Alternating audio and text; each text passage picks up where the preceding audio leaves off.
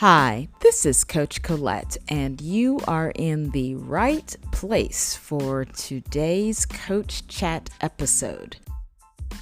Did you know that Black men have the lowest life expectancy of any adult subgroup in the United States?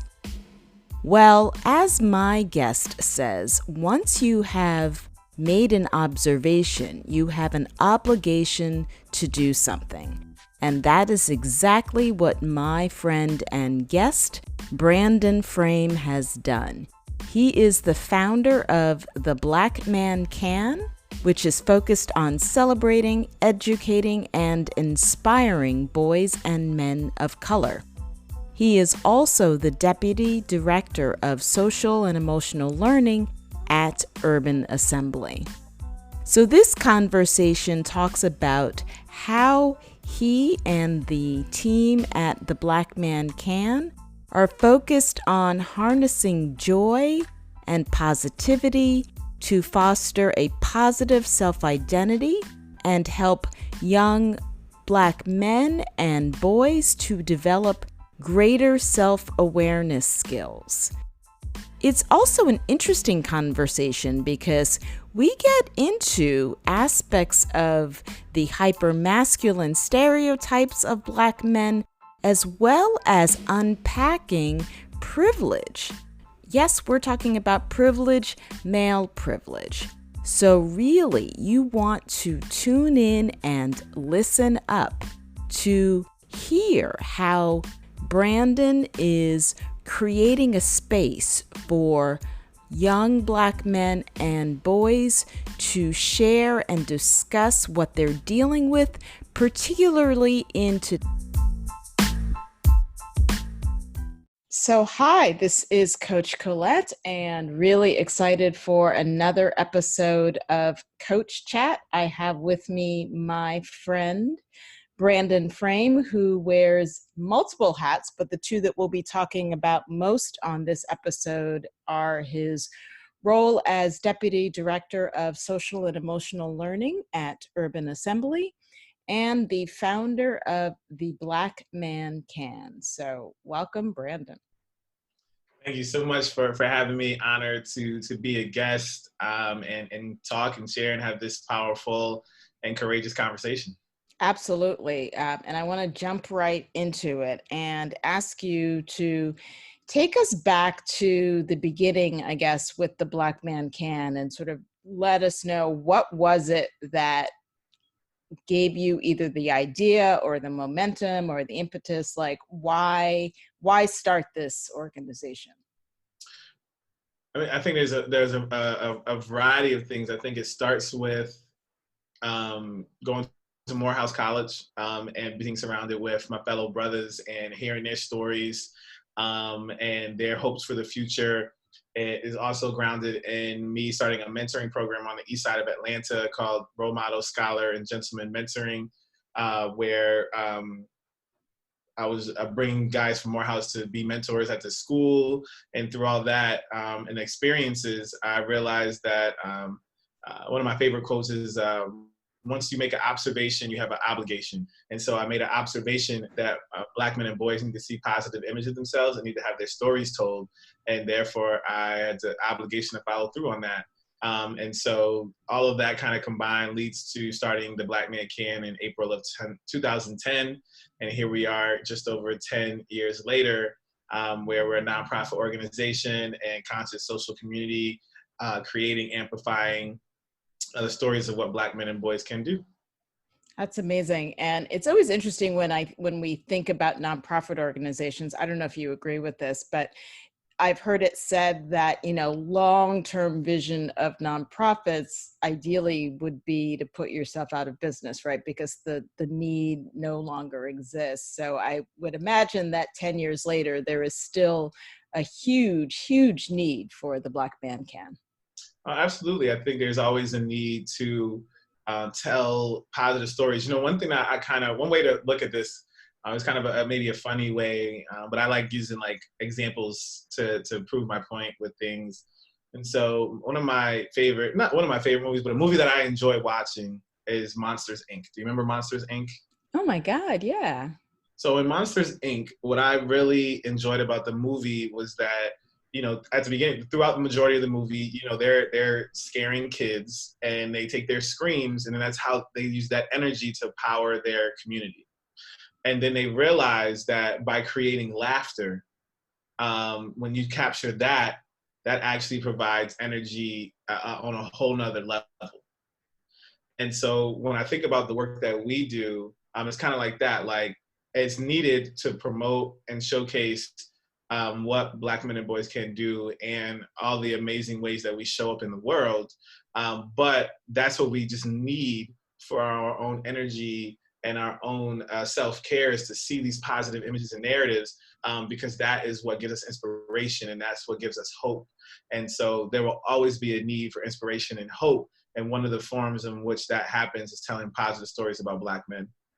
That's amazing, because we know in the media there are so many opposite or negative images of Black men and boys and women and girls. And I love that analogy of how do we harness the laughter and joy, because to be quite honest, right, we're in tough times right now. Yeah, I think it's I think where technology has allowed the tough times that we've experienced for the last 400 years to be amplified, and now it's right in your face. It's gritty. It's unapologetically there, and so that causes people to be uncomfortable, but that's where we know our growth happens. And so I think we're in the midst of a growth zone for all people, from white people and how they view all people of color, specifically Black people, Black Lives Matter. But at the same time, even running an organization like TheBlackManCan, it also is amplifying the what we need to do as Black men. One, to showcase and celebrate what we're doing, but also how do we show up for Black women, right? I think that all that is taking place, in this moment in time on a level that we haven't seen in maybe ever. And so it's important to take this opportunity to turn a moment into a movement, so that Black Lives Matter, but also Black men are also showing up for Black women in a way that we may have not been doing so in the past. Right. When you are sitting down and you're having these conversations with your brothers and Black boys, like what's coming up? What are y'all talking about? What are they? I guess I want to hear, like, what are they struggling with? And then also, like you said, what are the joys? What are the wins? I think the joys and the wins are seeing your fellow brother be successful. You're seeing healing circles be created and spaces for Black men to talk and build brotherhood, foster positive self-identity, as well as be supportive to one another. Like when you say, how can we do groups with men, and a man can say, one of the questions will be, what do you need support in? And in creating a space for a man to actually be able to open up and say what that is, and then not necessarily always be tied to like a professional aspiration or career goal. I think those are some of the wins. I think the things that that struggle, there's a struggle around us as Black men, one, suffering in silence about a myriad of topics, but also Black men recognizing that they actually have privilege. While we don't have white privilege, we do have male privilege. And sometimes there's a struggle to actually see that you have this privilege that, and because you don't see how you're oppressing Black women, right? Because you haven't acknowledged the fact that you're actually in a position of power. And so there's a struggle there. And then that's why it's important for us to create the spaces to have those conversations, to bring more men along so they can see how they have privilege. And then by acknowledging that, it can allow for them to heal, and then see how they can be supportive to Black women, so that we can be lock and step together.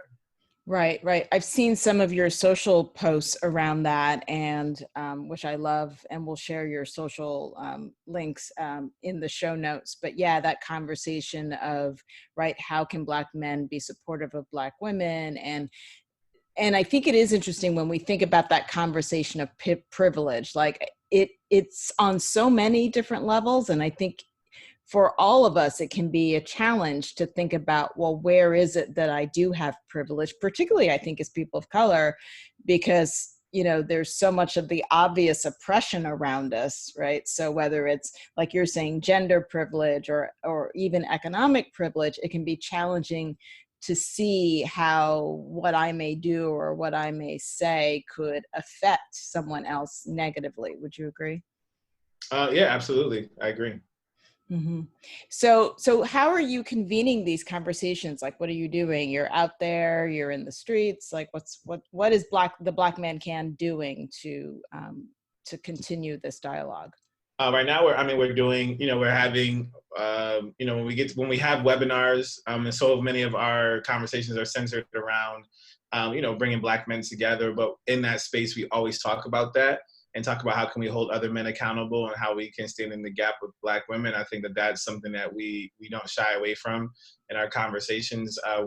We do our best with our platforms to make sure that we amplify the voices of Black women as well. Every Thursday is Trust Black Women Thursdays, and then any other way that we can be supportive. Even before we got to the pandemic, if we can sponsor or support any sort of Black women event, we definitely do that. I think it's extremely important.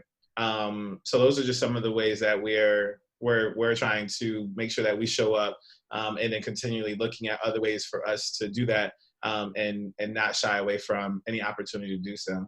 Mm-hmm. And I know that I had a conversation with one of your colleagues about social and emotional learning at Urban Assembly because you were the one that connected us. How are you seeing this play out in schools in terms of the status of Black boys in the educational system here in the U.S.? I mean, that's a whole nother issue there, because like there's like the work we want to do to get boys as well to see that they have privilege, and that they uh, as well as developing their positive self-identity, developing their social emotional skills. Like there's so much to do there. And so that work, and then the K through 12 education system does not give does not allow for positive self-identity development of our young men. So if you don't get it in school, and maybe you don't get it at home, then you're going to seek it out somewhere, and then that's in popular media. And then in popular media, we know the images that are portrayed through mass media, which then is not necessarily it's the hyper masculine view of what it means to be a man, and how you treat women, and seeing women seeing women for only what they can do for you, and not for the essence of who that woman is as in her soul and spirit. So there's so much work to do there. And I think with Urban Assembly, we definitely start with that social emotional development, of having young men be able to learn self-management, self-awareness, social awareness, and social management. And through those different competencies, they are able to identify their positive self-identity development and how they should look and show up in the world.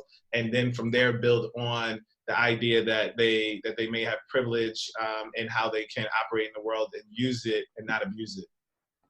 That's amazing. And I would imagine that that's a bit, or I don't know, is it unique that you are bringing this conversation of privilege into this dialogue or into the curriculum? No, I don't think. I think what is happening is like the idea of privilege is really centered around white people and them having privilege, and I think that's where it gets. I guess it does make it unique, because we can all everything that a white person may have ever said that was, well, I have a Black friend, I don't know anybody who would, treat somebody that way. Those are all the things that that a Black man ends up saying when faced with the idea that he has privilege and what he benefits from by having that. And so I think it is unique to kind of at an earlier age, maybe have those conversations, but we have to, if we want to shift and have a generational shift in terms of how men view women. And I think, you know, it's kind of like Tupac, and I'm not going to get the quotes, the lyrics right, but he's like, you know, we're going to have a whole generation of men that hate the ladies who make the babies, you know, like that's because we're not doing this work. And so we have to do this work so that that doesn't ultimately happen. Right. And how do you create those safe spaces? Because like you mentioned, so often Black men, Black boys are suffering in silence and are taught, like you were saying, that hyper masculine stereotype of, you know, you hold it in, you man up, all those phrases that we use. How are you creating safe spaces for them to talk about what's going on and be like, yeah, I'm not okay, or this is what happened? It varies across in an organization. We do that through our young men's conferences, and then like the King's Roundtable, our little dinner series that we do in different cities, and the conference that happens in different series. So we create those spaces that way. And then I think the same thing happens in schools, and that's where the social emotional development is important, because like when you think about social management, even more so social awareness, and the idea of how to read a room, and then also how to actively listen. So like that you listen to understand. You don't react to the way you react to words and not tone, right? And so when you develop and help students develop those skills, you can have those productive conversations. First, maybe as one gender by itself, just males and females, but then you can then at some point you have to bring them both together, right? And then emotions will especially get involved when that happens, and so you have to be able to listen, actively listen, and listen to understand and not listen to respond, in order to be able to move forward and have productive conversations so that you can be lockstep together. I heard you mention like kings and queens, and I wonder if, because I was an English major in college, so semantics are really important to me. Talk to me about why it's important to infuse that language and talk about our ancestry, particularly when you are working with young Black men and boys. I think that our young Black men, based off what they learn in school, identify with the fact that their history started as an enslaved people, and it did not. And it started as kings and queens. And so it's important to talk that way, and then as well as know that what is a king too, when you get into defining that, and the king is a servant leader, right? And so then you start talking about what servant leadership is, and how you lead from the back, and just a whole bunch of myriad of things that go into that type of leadership development. That's really important. So we start there with just the identification, that positive self-identity, but then getting into what those characteristics are that make a king a successful king. And again, going back to like, you know, we also know kings who abuse power, and so we have to make sure that we train our young men up to not abuse power, but know how to lead in a way that everybody sees the hope, the inspiration, and the confidence in this one person, that they can be the shepherd that you may need in whatever capacity they're operating in. That's amazing, right? Yeah. So it's about being grounded and being rooted, and not using or abusing power to have, it's like the power with versus the power over, right? Like not abusing your power or your status. That's amazing. And I think on all of the levels that you're working on, it's compelling, and I'm always encouraged, like I said, when I read your posts and see the work that you are doing, because I think it's really needed, particularly with all of what's happening. Are you seeing young leaders, or are you grooming young leaders through either Urban Assembly or TheBlackManCan, like men that are and boys that are standing out and doing amazing things? Oh, absolutely. Across the Urban Assembly network, you'll find young men of color who are absolutely well respected and are building those social emotional skills that allow for them to be the leaders that our community needs. I think about one school you spoke with Dan Trinidad, and I think about the work that they're doing over at Urban Assembly High School for Media Studies, and like the young men that you meet there.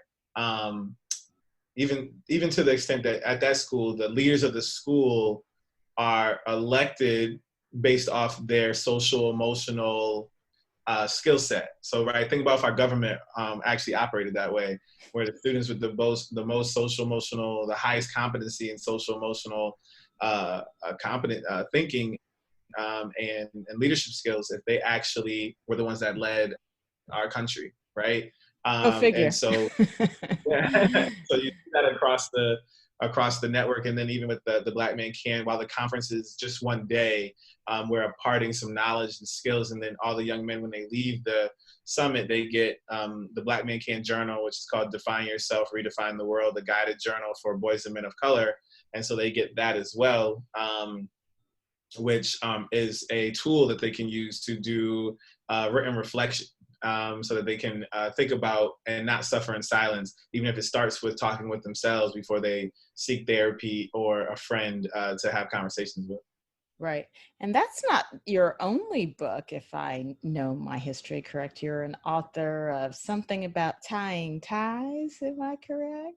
I am. I'm the author of My First Tie. It's called The Adventures of Coach and Little Dell. My First Tie. I co-authored it with Tanae Deneen Eskridge, who's based in Los Angeles. And it is a children's book that explores or follows this young king named Little Dell and his journey to tie his tie for the first time with his dad. That's amazing. And that's such a seminal moment, right, for boys. And then you think about, well, then for boys that didn't have that experience or don't have that male role model, right, how are they then being groomed? And it sounds like not only with the book, but with the work that you're doing, right, you're aiming to help fill some of those gaps in terms of male role models. Absolutely.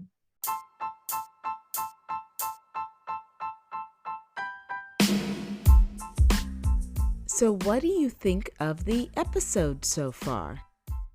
What are your main takeaways? Before we jump into the next segment, I have a question for you. How are you dealing with the uncertainty that this pandemic is creating? The thing is, we all have different responses to trauma. Do you tend to fight or get angry? Flight or run away? Or freeze? Get stuck? We're all being impacted by this situation in different ways. The goal is to recognize how you respond, find healthy ways to release your anxiety so you can take steps to thrive once all of this subsides. It is possible when you start within, and I would like to help you to do it. You can visit my website, startwithincoaching.com, and at the top, click Start Here to schedule your complimentary activation call. We can talk about what's going on in your life right now, how you are in your mental health and well-being, and where you would like to be when this all ends. So go to startwithincoaching.com and click Start Here to start your journey within.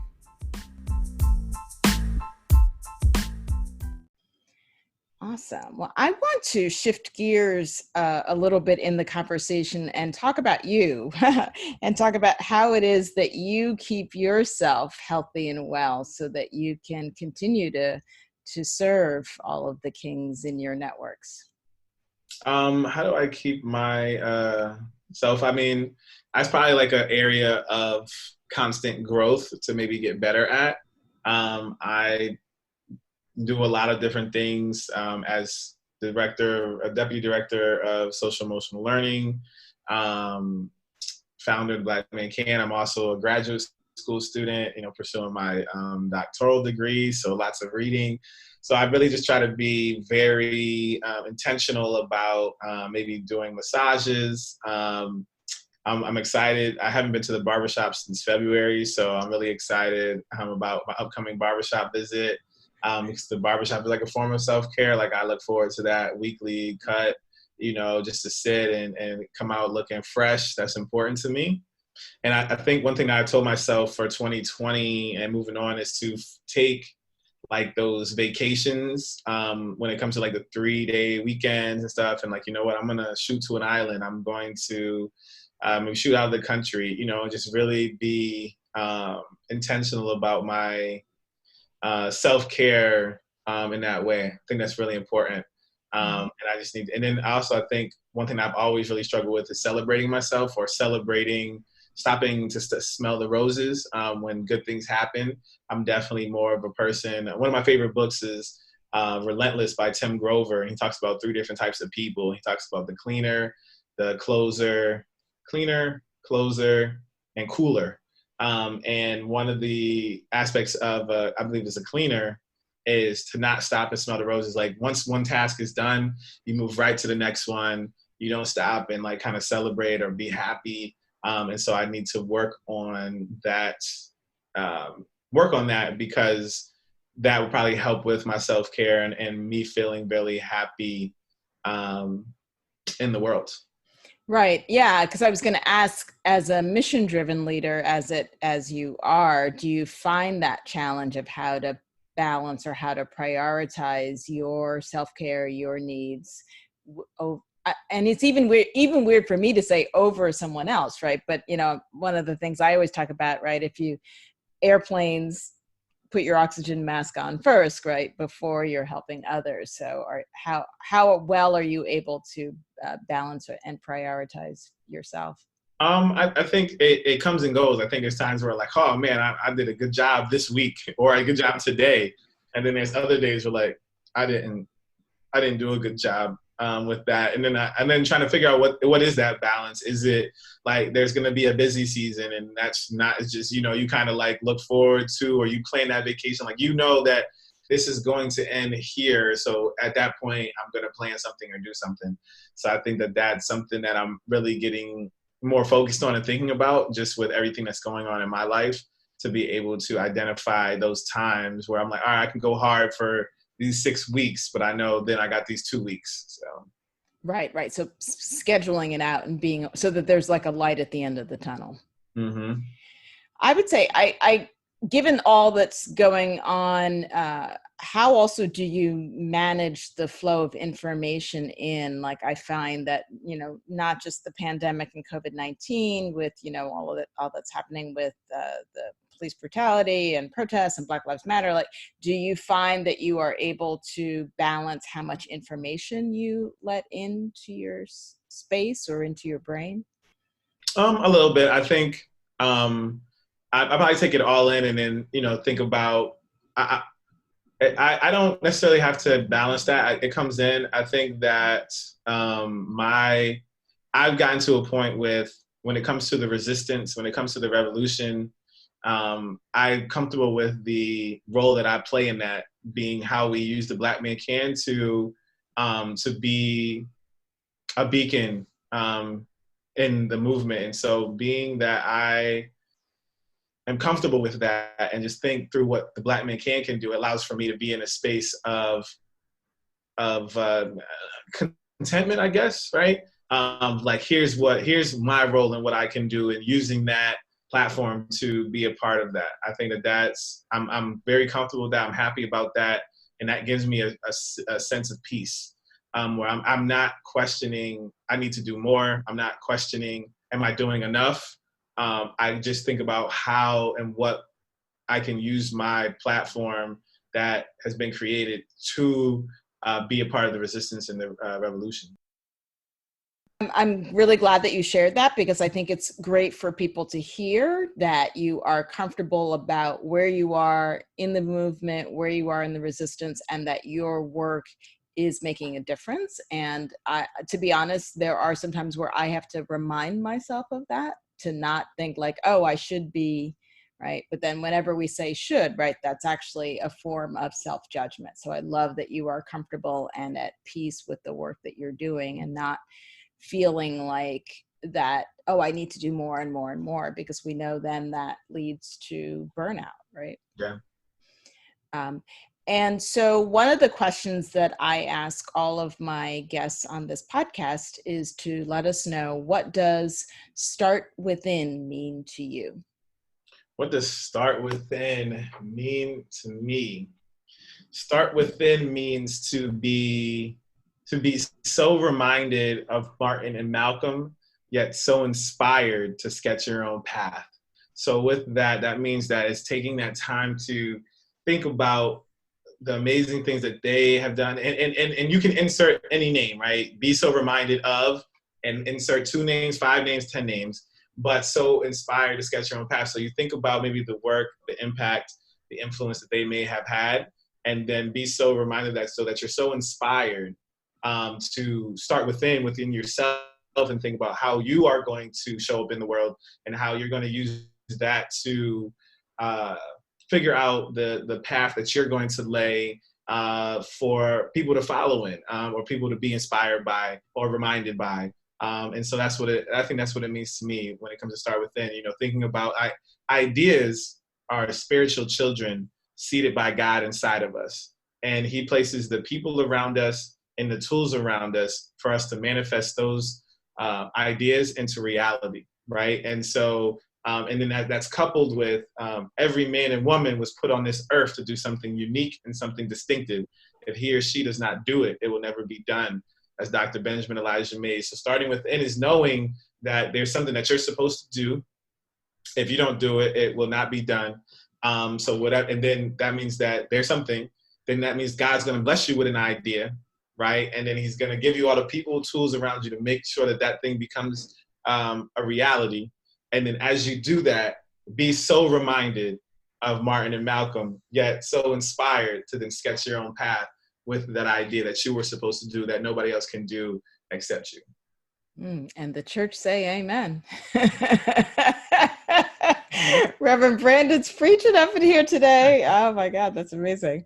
I love that. And it extends from what you said earlier around, right, like knowing your role. And so I love that expanded definition of bringing it into yourself. And I think, because it can be challenging sometimes when you look outside of yourself, or I don't know about for you, and I would be curious to hear also from the perspective of the young men in your worlds. Like, I call it compare and despair. Like when you're on Instagram or you're on whatever your social platform is, and you're looking at it and you're like, oh, wow, well, so-and-so's doing and so-and-so's doing, right? It can be so quick to get caught up in that. And yet what you've described is, right, okay, I can see that. And now what am I going to do? Do you see any, like, how does social media play into any of this for the young men that you're working with? I mean, social media with the young men that we have now, when you're talking about young men in middle school or high school, that's all they know, right? They haven't seen a world. They don't know Mavis Beacon. They don't know the Oregon Trail. They don't know about floppy disks or desktop computers that are big like TVs, right? That's not a reality, right? And so I don't know them either. Just kidding. No, I'm lying. I think when you think about that, the biggest thing that we talk about with social media with the young people is one, thinking about what you consume. But even more so, and might be more important, is that you can't let social media rush you, right? I think we can all think about watching people move on social media and think, when my blessing is coming, when something is going to happen to me, why not me? And go, if you know that a righteous man's steps are ordered by the Lord. So if you know that, then you should know that you can never compare yourself to somebody else. But it takes active practice and active work to not let that happen, because our human nature is to do that. And so when we don't do that, it allows for us to be successful when we just run our own race and realize that I'm a big Kobe Bryant fan, big Nipsey Hussle fan. And so the quote that I always say is, attack the marathon with the Mamba mentality, right? But getting young men to understand what that actually is and feels and looks like. Amazing. Yeah, I always think not from a quote perspective. For me, how I deal with that is I feel like if I'm scrolling and if I haven't, like I see your post and I'm like, the minute I stop saying like hi, like giving likes and it starts giving me that feeling, close the app. Like just sort of like get out of that space, because like you said, we're human, right? So we're wired to do certain things, but it's the awareness, right? Bringing it back to social emotional learning, like that self-awareness, when you recognize it, then being able to say, okay, that's my scroll for today, on to something else. Awesome. So how can our listeners learn more about you, get your book, find out about the Black Man Can? Absolutely. I mean, everything is pretty much on the Black Man Can. So you can go to www.theblackmancan.com. That's the media side. Learn more about the Black Man Can. You can go to our store and purchase our merchandise there. Then you can also follow us on Twitter and Instagram at the Black Man Can. In that merchandise, you can get the book as well as, again, the merchandise. You can follow me at Brain and Frame. You can also donate to the Black Man Can, as the Black Man Can is a 501c3 nonprofit organization. So you can go to www.theblackmancan.org and see all the nonprofit work that we're doing and donate there as well. Fantastic. Well, this has been such an awesome conversation, like I knew that it would be. And I look forward to the next conversations with you and Dan, because I would love to be on site in the schools. This is our second conversation during like some part of the pandemic, but I look forward to being able to be on site and meet some of these awesome young people that you both are working with. What we'll have to do is in the fall, or once we get back to everything, we'll let you moderate one with the students, right? And so we can have a whole conversation with the students, and there'll be a whole conversations around students' social emotional development, why it's important for schools to focus on that, but hear from the students. So we'll make that happen for sure. I love that idea. So it's a date. All right. Thank you for joining us and sharing amazing points. And thank you for the work that you are doing for young Black men here in the U.S. No, thank you for having me. It's an honor. And I'm looking forward to all the things that we'll do after this too.